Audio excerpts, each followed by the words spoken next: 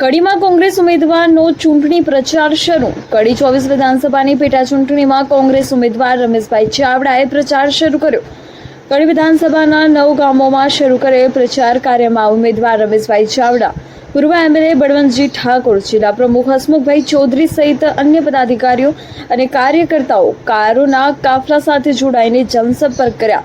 જનસંપર્ક દરમિયાન જનતાનો સારો પ્રતિસાદ મળ્યો। ઉમેદવાર રમેશભાઈ ચાવડાએ વર્તમાન પરિસ્થિતિને લોકશાહીના બદલે રાજાશાહી ગણાવી। સાથે સાથે કડી શહેર સહિત અંતરિયાળ ગામોમાં રોડ રસ્તાની હાલત બિસ્માર હોય જનતા ત્રાહિમામ હોવાનું કહ્યું। રિપોર્ટર આશીષ પટેલ, મહેસાણા। સાહેબ, આજથી તમારો ચૂંટણી પ્રચાર ચાલુ થયો, જનતાનો કેવો પ્રતિસાદ રહેશે?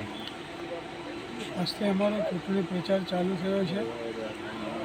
આ વિસ્તાર અમે જે ફરીને આવ્યા, આપ પણ અહીંયા આવ્યા છો તો આપણે જોયું હશે કે અહીંયા બિલકુલ વિકાસ થયો જ નથી।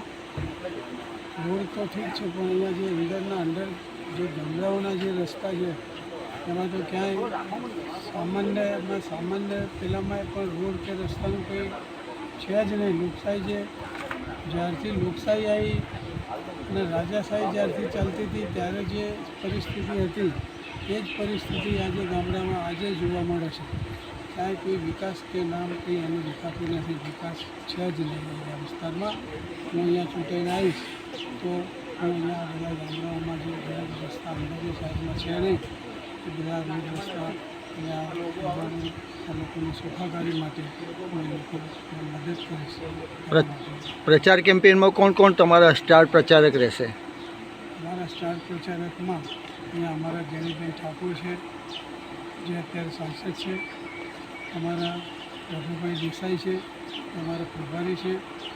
શૈલેષભાઈ પરમાર છે, જે ગુજરાત પ્રદેશ સમિતિમાં સેક્રેટરી છે। અહીંયા હરદેવજી ઠાકોર સાહેબ છે। આ બધા અમારા સ્ટાર પ્રચારકો છે।